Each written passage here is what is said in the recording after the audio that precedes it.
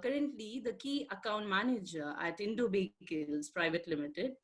He has more than 14 years of experience working as a senior research associate with pharma companies, Stride Sync Pharmaceuticals, Novozymes, and as a scientist with biotechnology service tech companies such as Syngene, Gangajan Biotechnology. Karthik holds a master's in science degree with biochemical technology from Madurai Kamraj University and is currently pursuing management studies with Indian Institute of Management, Ahmedabad.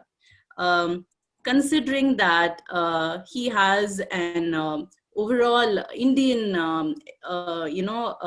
background, and he has spent a lot of time in the Indian market. He has been educated here and he's been here. We are eager to listen to you from your perspective, what you look at in this industry, Karthik. A very warm welcome to you as well. So the next question is to Karthik. So I did say I'll pull your leg with your Indian experience, right? So here is one for you, because we are talking about internships here. Internship again requires technique, and from what I understand, there are very few internship opportunities available for students today. It's kind of a struggle. So probably somewhere what the industry needs versus what the students want or already have as a part of the academia, there is a gap. So what according to you is the gap in the academia versus what the industry needs, and how can it be improved? This is your question. Thank you, Shruti. So rightly said, internship and academics, corporate culture, what company firms work on, and what you are being taught in the classes in school, colleges are totally, there is a huge gap over there. So how to bridge this gap? So internship is not only in a company perspective, it also, there are a lot of academic institutes where they offer internship. Even for my first job as well, that internship actually helped me a lot. So during my BSc, I was pursuing my BSc in one of the colleges in Bangalore. And in Bangalore, the colleges at that point of time, I'm talking about 2005, 2004 kind of situation, you would have one set of pipettes and you could only touch them once during your entire practical course. With this kind of an experience, how do you get a job ultimately tomorrow? So that was the challenge which I was facing at that point of time. So how to overcome this? I went into labs like ISC, JNCASR, NCBS, approached them. I was just doing my second year in BSc that time, and I approached them. I want to learn something. And with this thought, I kept on approaching. Yes, people will reject you at the moment because you hardly know anything. You would be still studying in your textbook how to use a restriction enzyme, basically. And people would not spend time, hand holding you and teaching you everything. So that is when I got an opportunity to work with Dr. Apurva Sarin in NCBS. So that time, 8 months of my period, what happened was till 3:30 I was in college, then go to NCBS until 10:30 in the evening. I was in the lab learning through from the PhD scholars over there who were working at that point of time. So basically what happened, you understood the whole cloning perspective. So I come from a molecular biology background. So basically all my experience is through that. So that is where I learned the entire, what really happens in a cloning perspective. In textbooks, what they generally teach you is how to use restriction enzyme, which restriction enzymes are there, how to use a PCR. But today's education system, some people, if you want to hire somebody, you ask them what is the basic primer design, how is it done? People don't know that because it's all textbook knowledge which they are, aware of. They practically don't know how the troubleshooting happens. If a primer does not work, what really happens in a PCR? How to troubleshoot? These are the thoughts which needs to be fed in people, in students, basically.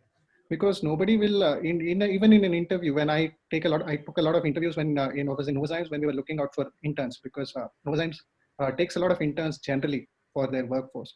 So you ask them how does a PCR work, they will give a textbook definition basically.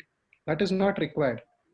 And you ask them some questions, people will not be sure of these things. And this is the gap which is there between the academia and the industry. Till Textbook knowledge of one page of a PCR reaction will not basically help you understand things. Go out there to labs. A lot of people in academic institutes are ready to take you. They want those extra hands. Yes, they might not pay you. Don't even expect there is a stipend at initial stages of your career growth because you're at the learning phase at that point of time. Go out there, struggle out there, learn a lot of things. Then when you approach these companies, they will be very much willing to take you. You are already 2 steps ahead of your own batchmates or of your own classmates. You will stand out exceptionally well that point of time. And even when you're choosing your institutes, as Dr. Sohan was rightly pointing out, a classical example, I did my master's in Madurai Kamraj University. In the practical examinations, it is not like, a 3 hours or a 4 hours where you finish a experiment and to show the result to the invigilator. You had to perform the entire conjugation for 5 days, show the exact gene transfer which has happened. That way you learn a lot. You are strong in your core subject. When you utilize this kind of a knowledge in an interview, trust me, people will be willing to give you a job. So whatever your MSc or MTech is, go out there to these universities or these research institutes. They always need that extra hand. They will be willing to give you that opportunity. Use this and then approach companies if that is what is your ultimate goal.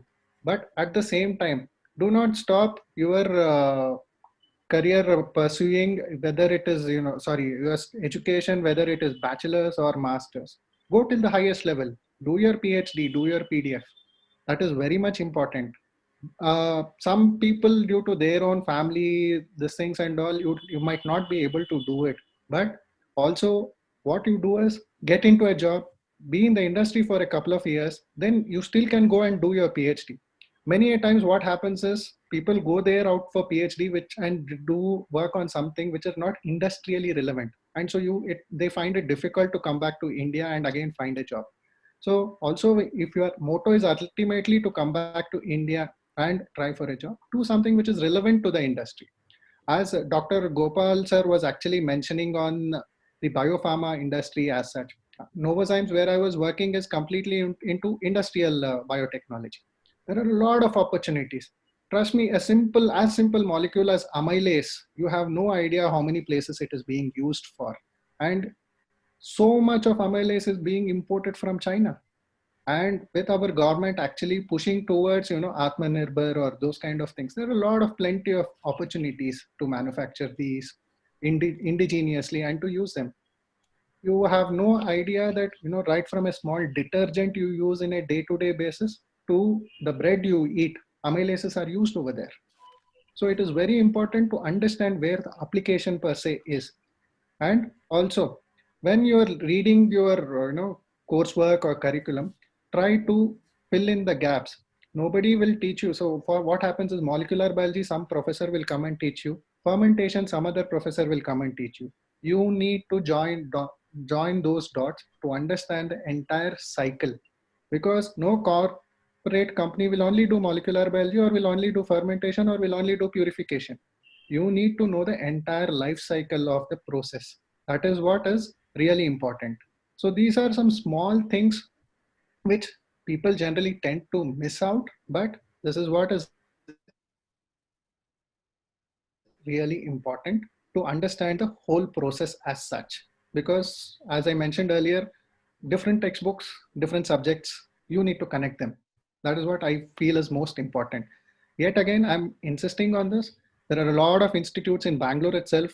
ISA has so many labs, NCBS has so many labs, JNCSR has so many labs. Apart from these institutes, there are so many of them. Just approach them, knock the door. There is nothing wrong in it. Tell them, I'm doing this and this. I want to join as an intern over here. Can I work? That is what actually pays you off if you are looking at an R&D job or something of that sort in any company. This is what helps to get an internship or something. Thank you, Shruti. I hope I've answered the question. Yeah, you have definitely answered the question. So I'm kind of happy now. I mean, we spoke about a lot of things today. We spoke about employability in biotech, which I haven't heard in years, trust me. And then we spoke about the actual problem. Why is it not happening? Why is it a little, where is the gap? And yeah, we spoke about a lot of new emerging fields, industrial biotech, biosimilars, biopharma. And yeah, I was actually, wondering why we haven't spoken about fermentation yet. That's exactly when you mentioned fermentation. So yeah, it's getting interesting. Hey, thanks for watching the video. Feel free to visit our website at www.gradsky.com. Smash the like button below, hit the subscribe button to follow. Also, to get notified when a new video is uploaded, click on the bell icon and you can get a